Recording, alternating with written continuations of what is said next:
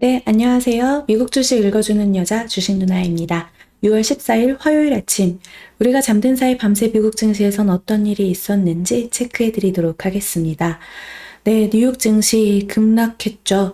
다우지수 마이너스 2.79% 하락을 했고, S&P 500 지수 마이너스 3.88%, 기술주 중심의 나스닥 지수는 무려 마이너스 4.68% 급락하는 흐름이 나타났습니다.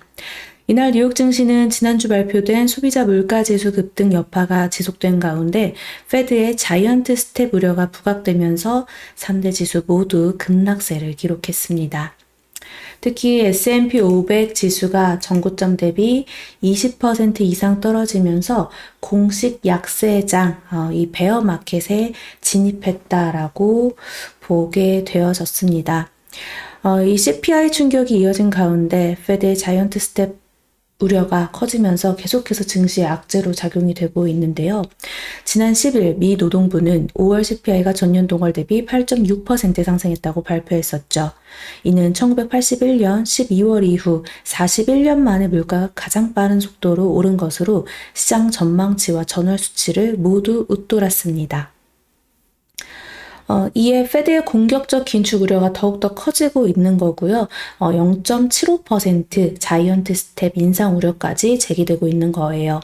이 월스트리트 저널은 오는 14, 15일에 이 열리는 FOMC에서 빅스텝이 아닌 자이언트 스텝을 고려할 것으로 보인다라고 보도를 하면서 더욱더 이 투자 심리를 얼어붙게 만들었습니다.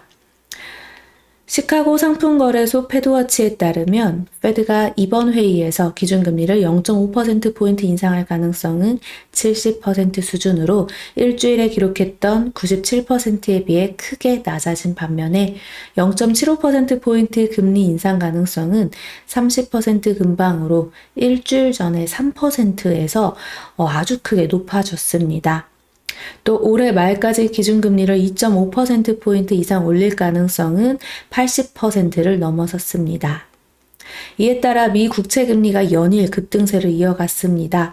특히 통화정책에 민감하게 반응하는 2년물 국채금리는 장중 30bp가량 오른 3.43%까지 올라가며 2007년 11월 이후 최고치를 나타냈고 또 10년물 국채금리도 장중 3.43%까지 올라 2011년 4월 이후 최고치를 경신했습니다.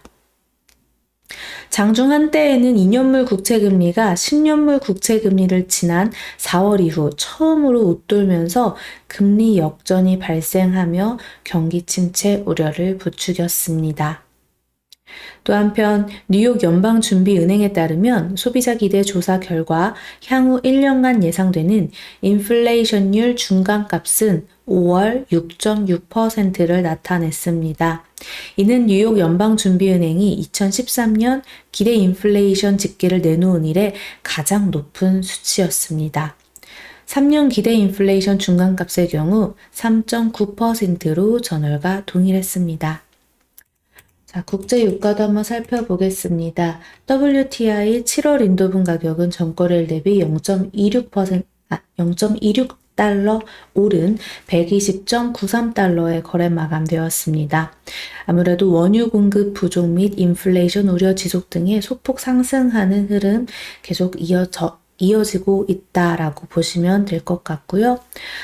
이 국채 수익률 상승에 따라 이 상승 여기 보시면 미국 국채 이 수익률 상승에 아무래도 성장주는 하락했습니다. 성장주는 금리가 오르면 기업의 수익이 악화될 가능성이 커지기 때문이죠. 그래서 이 애플 같은 경우도 마이너스 3.8% 정규장에서 하락을 했고요. 여기 보시면 마이너스 3.83% 하락했고 또 마이크로소프트 마이너스 4.24%, 아마존 마이너스 5.45% 크게 하락했습니다.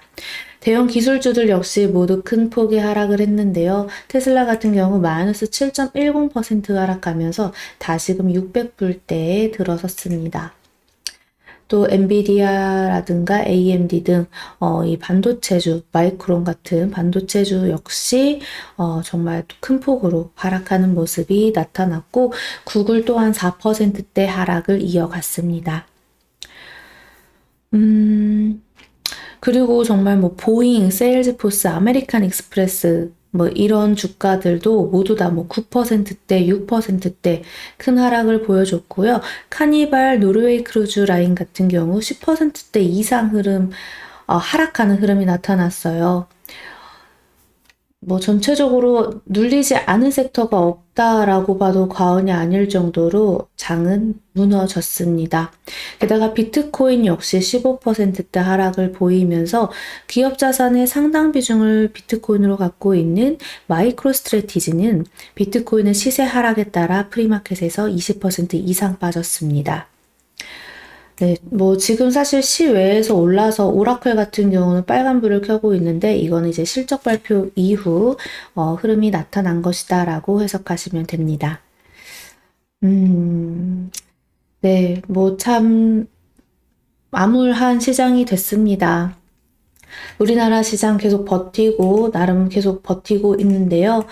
네, 미국장 계속 두들겨 맞고 있고 우리도 미리 두들겨 맞았는데 오늘도 오전에 또 추가적인 하락은 피할 수 없겠죠. 개파락 출발 이후 외국인과 기관의 수급이 매우 중요할 듯합니다. 빠르면 오늘 한번 저점을 잡고 끌어올려주는 캔들이 나오지 않을까 기대해 볼 만하고 사실상 그렇지 못하더라도 그냥 이번 주까지는 좀 관망하면서 지켜보면 되지 않을까. 왜냐 우리는 이미 이번 주에 FOMC 회의 또한 나오는 걸 알고 있었기 때문에 절대 급하게 매매할 필요 없다는 거 미리 숙지했으니까 그냥 어제 계좌 닫아놓고 아무것도 하지 않은 것처럼 오늘도 그냥 천천히 한번 흐름 지켜보고 2500대에서 2500포인트대에서 어떻게 움직이는지 정말 2500포인트대를 깨고 내려가는지 아니면 좀 지켜주는 흐름이 나타나는지 오늘 종가까지 꼭 흐름 체크하시면 좋겠습니다. 이 사이에 발생된 갭을 어떻게 메꾸는지 매우 중요하게 체크해야 될 것 같아요. 여기를 더 세게 반등이 나와서 살려내는지 아니면 저항받고 크게 밀리는지 우리가 그거에 따라서 대응 잘 하면 좋겠습니다. 자, 이따 우리 오늘도 라이브 방송 1시에 만나서 같이 이야기 나누고 시황 체크하고 공부하도록 할게요. 여러분들 미국장 이렇게 또 무너져서 아침부터 기분 좋지 않을 수 있겠지만 그래도 힘내셨으면 좋겠어요. 시장은 뭐 단기적으로 뭐 좀 이렇게 하락 추세를 계속 만들어 가지만 절대적으로 이렇게 한 방향으로만 무너지진 않습니다. 단기적 추세 상승도 나올 테고 계속 파동을 그리면서 움직일 테니까 우리가 그럴 때 잘 맞춰서 빠져나올 수 있도록 해요. 그리고 장기 투자로 본다면 더 장기 투자는 언젠가 버티면 또 시장은 올라가기 마련이죠. 시장이 너무 싸졌다 생각할 때는 올라갈 수밖에 없기 때문에 우리 이제 단기로 봤냐 중장기로 봤냐에 따라서 대응 잘하고 멘탈 관리 꼭 하도록 합시다. 자, 오늘 장도 화이팅 하시고 오늘도 좋은 하루 보내세요. 그럼 우리 이따 또 만나요. 이상 주식 알려주는 여자 주식 누나였습니다. 또 만나요.